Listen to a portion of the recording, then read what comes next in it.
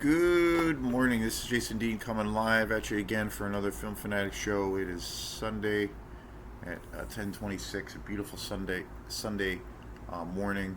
Weather's been super awesome. So yeah, hope everyone's doing good. Played a really super fun show yesterday with Quantum and my friend Ronnie. We played at Opera House Video. We did a.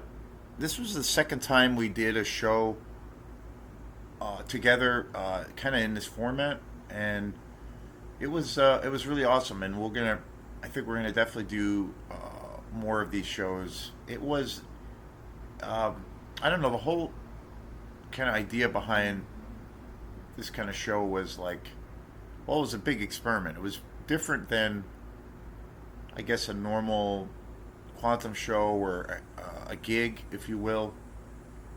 Ronnie, who plays in a local band called Oov, which is a killer band, a local band based here, right in Mid Coast, that is like kind of a prog rock band with definitely they have a metal edge to their music. All original, really great. We did a quantum show once where we opened up for them, probably a year or two ago. And Ronnie and I have had pretty awesome long kind of history together. Um, Although we did a lot in a short amount of time. We used to play in a band together. Ronnie's an amazing guitar player, and we first met and started playing together in a band called Bone Broth, and we did that for a few years. And that band was, I don't know, it was a really fun project. I missed that band. That band ended about a year ago, and that was all like improvised music. It was me and my friend Eric Halsey, who also does electronic music, and so we met through that. And then we played for a couple of years. We had a lot of shows together, and it was a real, kind of boundary learning experience, boundary pushing experience because of how, you know, we kind of approached a lot of those gigs, because a lot of the gigs that we would have would be, 2 to 3 hours, and we would just improvise for that time, and it was a lot of listening, really, to really, try to create something in the moment, and it was a fun, such a fun experience, and we really, I learned a lot about music through that whole experience. And during that time, I've had Quantum for years, for about 10 years now, and getting to know those guys, I realized and found out that they also do these side projects like electronic groups. And Ronnie has had this side project, like basically an improvised kind of electronica group, solo group, called Sonic Wallpaper, where he's basically, uses drum machines and synths and looping and live instruments and all kinds of things to kind of create music in the moment. And it has a world music flavor, definitely world music flavor, elements of hip hop, electronica, experimental, and really cool stuff. And then my friend Halsey has a side project as well that is electronica based music that is, I've always described his music to other people as being, more on the electro kind of hip hop vibe of things. Really influenced by a lot of hip hop, but then, artists like Thundercat and things like that. And it was interesting when we all discovered that we have these like weird little side project groups. We were like, wow, we should, like, maybe play some shows together. So the first time we ever did it was me and Ronnie. We had our album release show for In Dreams I Saw Chapter 1, and it was a double album that we had recorded a few years back, and we decided to release the first album.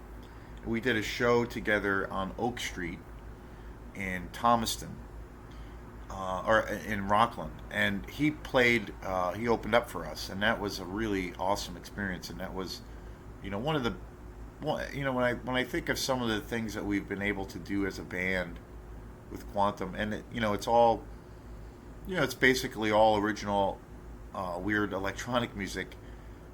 We I felt like that album release show was a really great time, and a memory I'll always hold on to. And he opened up for us there, and then fast forward a few months after that, we ended up. I ended up putting together a show at Ada's Kitchen in Rockland, and with Halsey, and my friend, also another electronic artist, Spencer Roulard. And we did that show at Ada's, and that was a wild time. That was great, and it was Halsey's first show,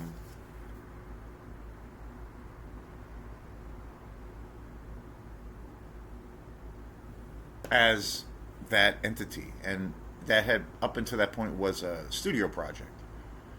So that was a really great time, really awesome. And then there was, and then I think fast forward after that, we did a show.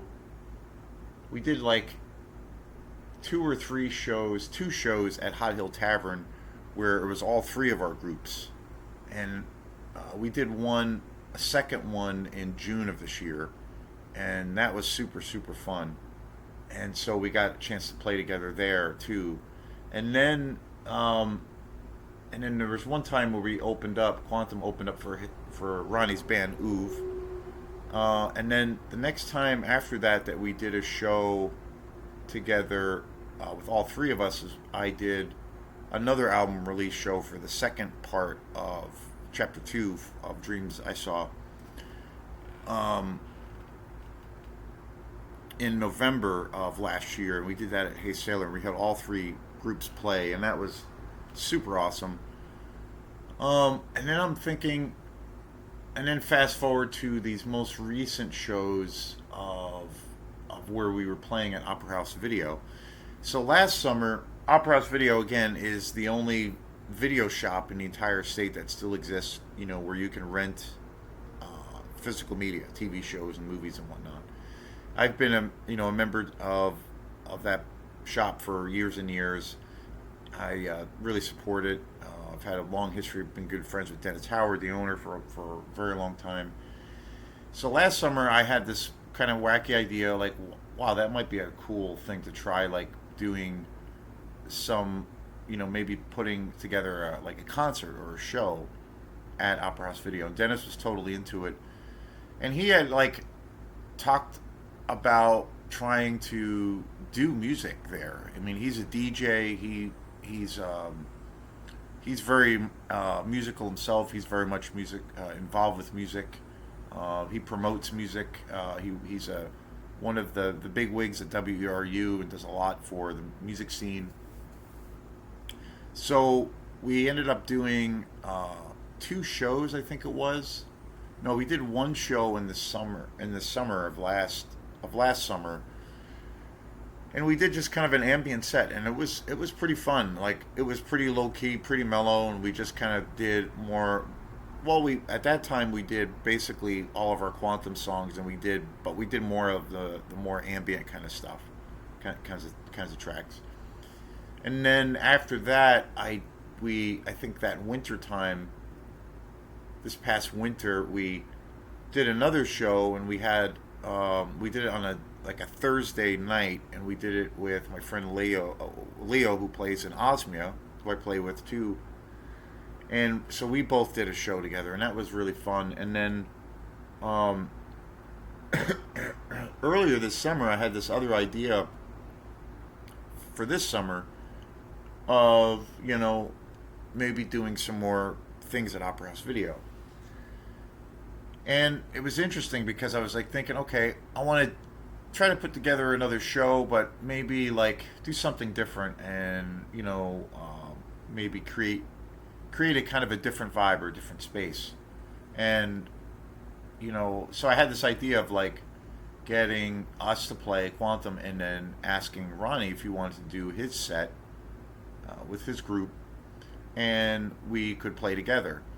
And right around the time when I was thinking of this whole kind of thing idea, I had gone to see a friend play at Hey Sailor, and it was a singer songwriter showcase, and it was really cool. It was basically like five different musicians that were all like solo artists, and they were all singer songwriters, and it was just real stripped down, just vocals and guitar, and it was cool because all of the artists were all set up on stage all at the same time, and it was a round robin idea where basically each artist would play like two or three songs, and then they would just kind of go down the line, and they just did that for the duration of the whole night. And I was like, that's really cool because it was like kind of returning back to that kind of traditional sense of like the campfire aesthetic, where people sit around with an acoustic guitar, share stories, and trade off songs and jam and all those things. And this was like a formalized version of that. And I was like, that's really cool. So then I had this idea, well, if we do this show together, Ronnie and I at Opera House Video, maybe we can, you know, do that same kind of thing, but with two electronic groups. So I had this idea of like, okay, why don't we do that? We'll like play 10 or 15 minutes each, and then we kind of trade off back and forth. We play off of each other. We can maybe play with each other, maybe do sections of where we're totally improvising, maybe have times of where we're playing songs that we both have that are, are in our sets. So I was like, this could be cool, and so we did that in July of this year, and it was fun. It was like a really cool exercise of like, improvising, being in the moment, really having to listen. One of either if it was my turn or Ronnie's turn, we might kind of get into a new space or bring some new, go into new territory and create an interesting vibe. But then that the second person going would try to maintain that feeling and kind of pass that whole thing back and forth. So it was fun, and it ended up being more like improvised kinds of things. It wasn't really.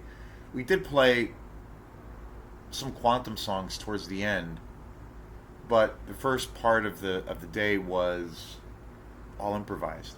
So we did a second show yesterday that with that same kind of idea, and I think this one was even better. We had some more folks show up and to check it out, and it was more. It felt like it was more off the cuff, definitely more improvised.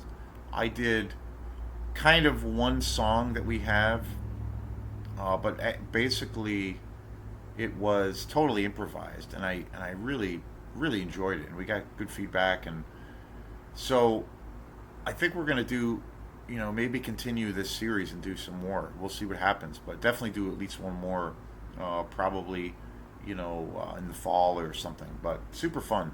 So I want to thank the folks who came out, and also and of course Dennis and at Opera House Video and Ronnie. It was a really great time.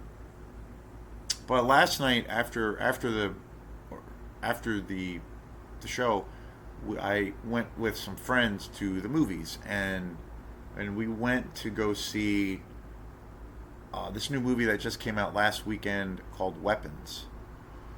And I didn't know much about this movie whatsoever.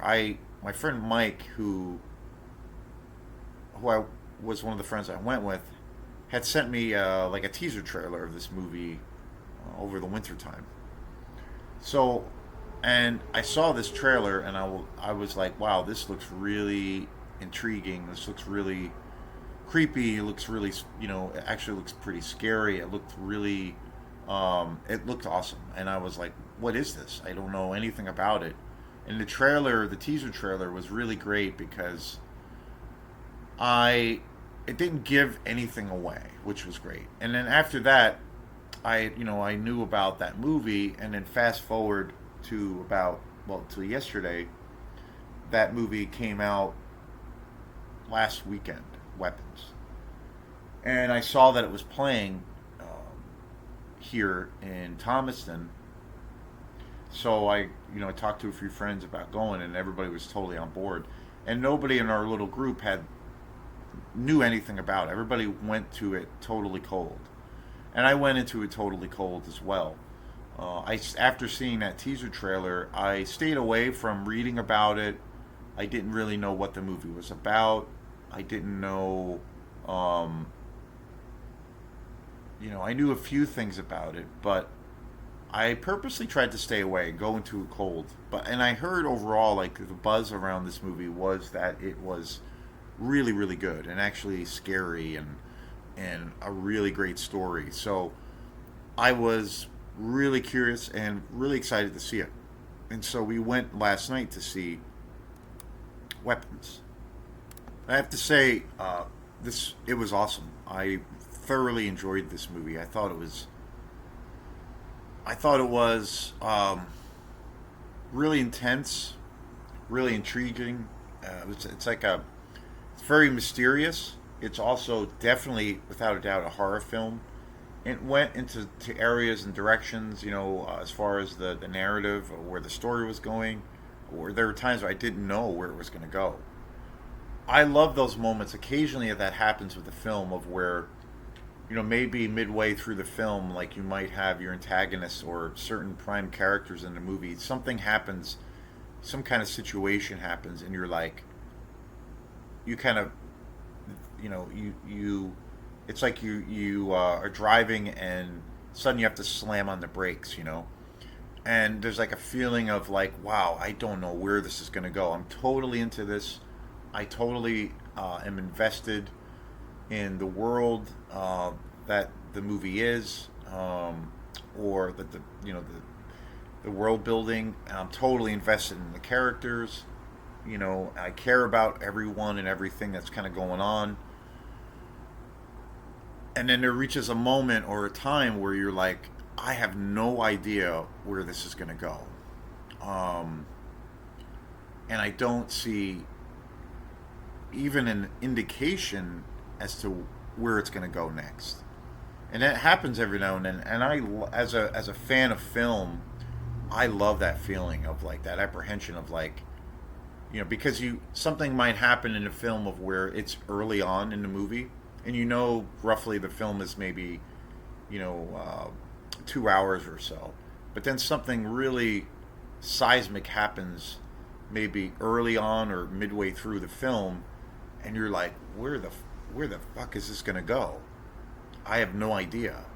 And when that happens, it's like someone puts gasoline in the engine, and you're just like revving to go, and so curious as to uh, where this story is going to go. And this movie, Weapons, does that. I kind of feel like it does it multiple times. And again, it's very mysterious. It's definitely a horror film. I'm not going to go into, definitely not going to spoil anything. I don't usually ever do that. The general idea or the general synopsis of this movie, or what the story is kind of about, is it's about these a group of these kids that suddenly all leave uh, their house in the middle of the night at like 2:15 in the morning, and they all like basically disappear, and and it takes place in this small town, and the story is about how this giant kind of disappearance of all of these kids, and there's no answers to what's going on, and what the town kind of goes through, the parents, the teachers, just the general small community, and how they try to like cope with something so kind of traumatic and horrific, and trying to find out basically what happened to the kids, what caused it, and kind of the what happens socially to the town. And it's it's uh, it's awesome. It's one of the best movies I've seen in a while. This movie was also, again, um, directed by Zach Greger, who directed a movie a few years ago called Barbarian, which I have not seen yet. And I've heard that that movie is awesome through and through. And for whatever reason, that movie has not been released in physical media. I don't really watch anything online. I probably will have to. Occasionally, I will do that when I hear about a movie so much, and there's no way of seeing it on Blu-ray or DVD. I will, bite the bullet and watch it online. That happened with Lake Mungo, and then also a movie called Ritual. Both incredible movies, and I could not find any physical media versions of those films, so I just bit the bullet and watched them online, and I was blown away. So, especially Lake Mungo. So, I'm gonna have to see Barbarian somehow. This movie has an amazing cast too. There's a lot of characters in this movie. There's a lot of layers. The way the story kind of unfolds it's really interesting because it's kind of broken up in chapters. So you get this very literary experience. You feel like you're reading like a novel. The way the whole kind of structure is to this movie, which I thought was really interesting. And they spend time because there's a lot of characters, there's a lot of pieces to this puzzle, there's a lot going on, there's a lot of information, but yet this movie has this very slow, kind of relaxed pace. Um, but at the same time, it's got so much suspense to it. There's so much buildup. It's a slow burn, and each chapter kind of is divided up to where you kind of get the different perspective from pretty much each character, central character in the story, and and it always leaves you whenever it moves on to the next chapter. It always leaves you kind of on this like I don't know, like a cliffhanger scenario where the intensity is ratcheted up so high, and then it fades into the next chapter, and it's so well done. And it's a very ambitious film. Again, with a ton of ideas. Even though the story itself is essentially about these kids, this large group of kids that just kind of disappear, there's so many little variables around that. Like where the people are blaming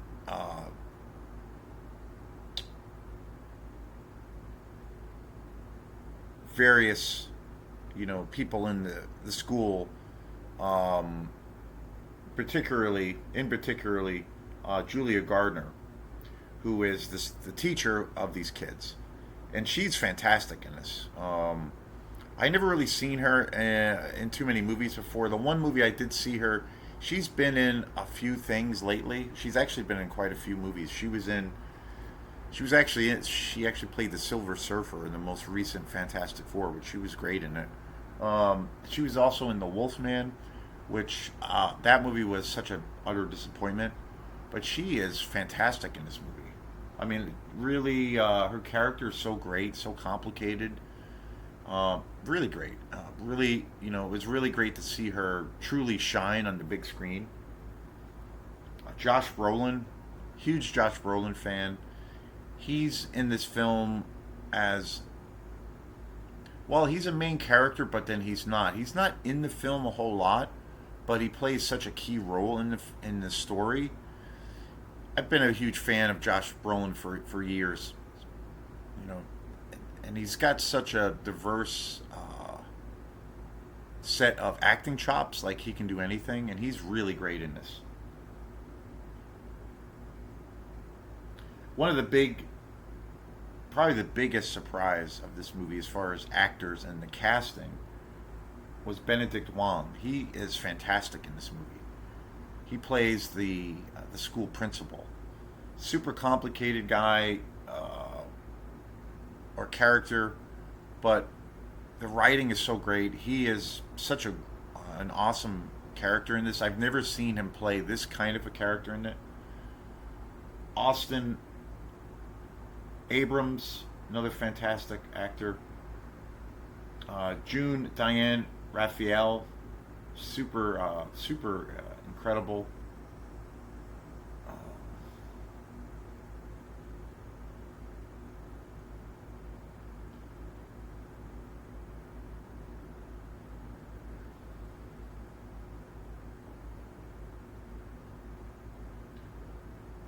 Amy Madigan, who is astounding in this movie. She's my favorite character in this movie, and the biggest surprise. Adam Alden Elrinac, who is fantastic. He looked. I know I've seen him in a few other films, but he was fantastic in this movie. And Sarah Paxton.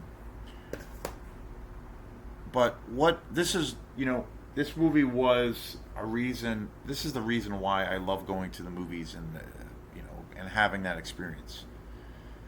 And again, the thing that I love so much about this movie is that there are all of these plot twists that would happen pretty early on, and there were times where I was completely in the dark, where I was like, I have no idea where this story is going to go next. It was really unpredictable. Sure, there's like there are some, if you want to call it jump scares, or some horror tropes in it, but it's done in such a cool way, and a real fresh way, like where I feel like they use some of those tropes or traits that we see in a lot of horror films, you know, that have been done many, many times, but the way it's kind of presented, and the way it's and like the perspective that you're getting is totally original and totally unique. So that was a really nice surprise. There's generally some, again, this movie is very suspenseful, very mysterious, very it's definitely a horror film. It moves into more of a horror film, especially the second and third act. And I think that the thing that I loved about this movie the most was as how it again, there's a lot of complexities to this movie. There's a lot of it's kind of like peeling an onion. There's like lots of layers going on. There is, to a degree, like certain kinds of subplots going on, and it gets into the kind of the interpersonal relationships between certain characters, and it does a pretty good job with kind of giving a backstory of who these characters are. So it has a pretty complex narrative, and again, like I said, it's all like broken up in these like interesting chapters, so it feels like it's got this very literary feel, literary aesthetic to it. And the thing too is that it brings many ideas to the table, but I really feel that it ties by the end of the film, which is just fantastic. It ties everything together. You get answers for all, like it all makes sense. All you get, all of those questions that are kind of raised throughout the film. All of those things of where you're left wondering, how is that tied to the story, or does that have any kind of meaning behind it? I felt like they did such a good job with explaining all of those things, and yet as a viewer, you have to think about some of these things. You have to, invest some time and energy, because it does have this slow burn pace to it. But there's a payoff. All of these elements and ideas and situations all reach a pretty sound kind of conclusion. So everything, all the loose ends are tied by the end of the film, and it's great, because I feel like that is really tough for that. You know, when you have certain films that come out that are very, I guess you could say, that have a literary sense to it, where there's a lot of things brought to the table, a lot of information. But there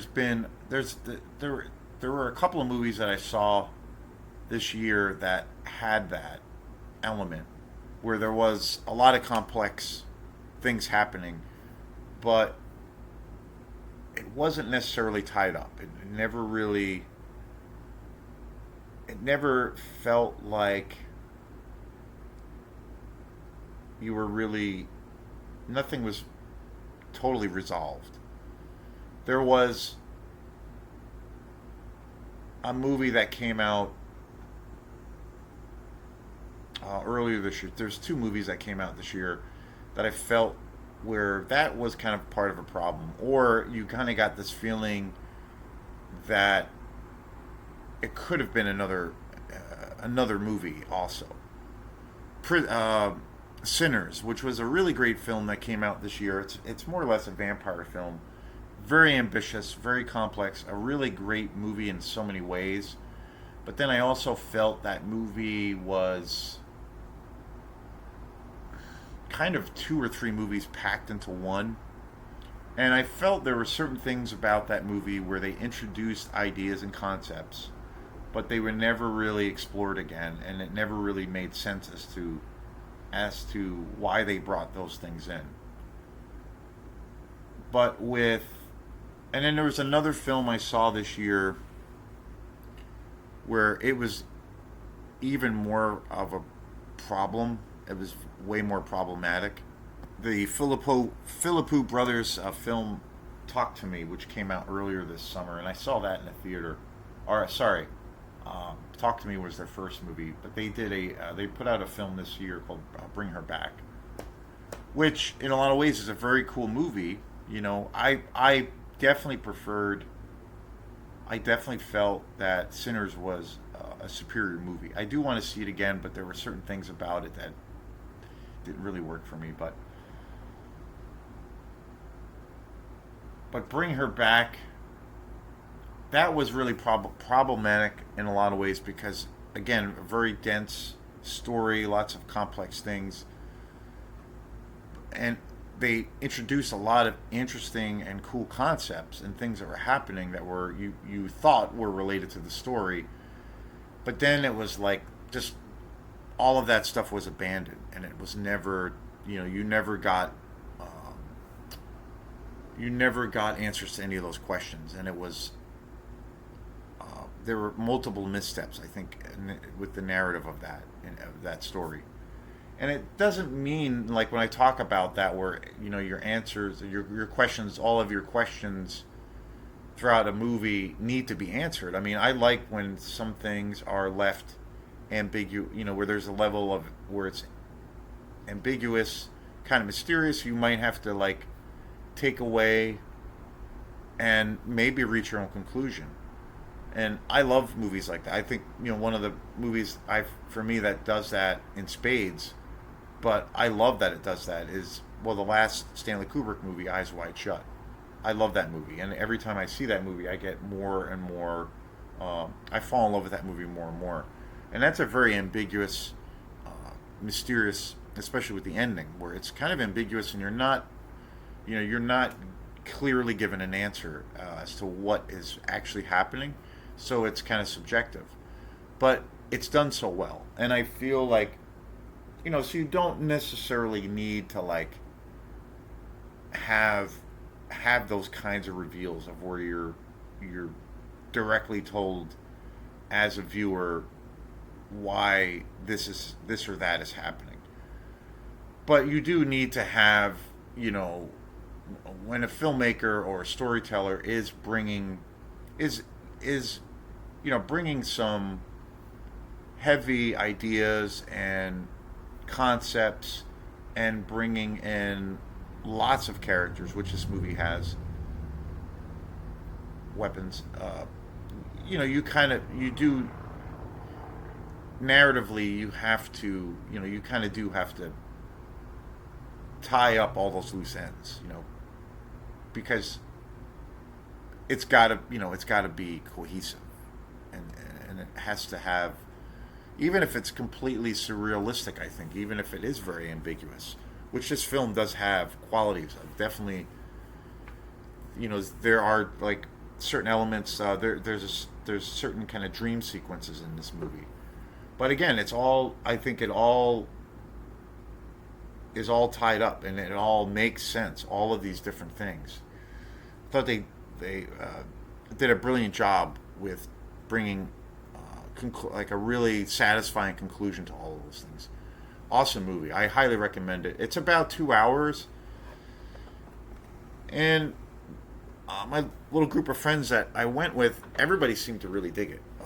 A lot of the times when we all go to the movies, there's always a big. Each of us have different, very different opinions. It's interesting. We all have a big love for horror films, and especially like older horror films. But I notice when we go to the movies, which we see obviously newer films, we all have these very different opinions. Like, for instance, we saw Nosferatu, Robert Edgar's last film, and one of my friends really liked it, but she thought it was a little too slow. And the other group of friends that we went with were, they were not really into it. They were kind of checked out. They thought it was uh, too slow. They felt the CGI looked bad. And, so we've had that happen a lot. But with this movie, with Weapons, it felt like the general consensus was that everybody was like, "Yep, that was a really good film. That was really great." So I highly recommend it. It's a really cool movie. I think it's one of those movies that it's definitely one of the best movies I've seen in a while. I love that this movie, the thing that's so refreshing about this movie is that it's all original. It's all new. It's a new story. It's not based on anything. It's not tied to anything else. It's its own thing. And so right away with that, that is that's a that's a check in the win column for me when you get to see an original piece like this. Even if it's not great, it's like that's great when a director or filmmakers have the balls to, like, let's just do something from our own imagination, not based on a book, not based on a classic novel, not based on a movie, or a part of a trilogy or a franchise or a remake. It's just awesome. To me, that's really commendable, even if it's not a great movie. But this happens to be a really good movie, so I highly recommend go see Weapons. It's definitely a film, uh, you know, that is meant to be seen on the big screen because it's so visual. The music is fantastic. The music's really good in this movie. The cinematography is really really great. It's got some really awesome camera work in the movie. It really messes with your expectations too. And if you're just a fan of horror films, this is definitely a horror film. I loved how the plot reveal came along, and I was like, "Wow, I did not see that coming," and it all makes sense, and it all puts everything kind of in perspective as to why or how a lot of these things were happening, especially the first couple acts. But yeah, really great film. I was really really impressed. I do want to see it again.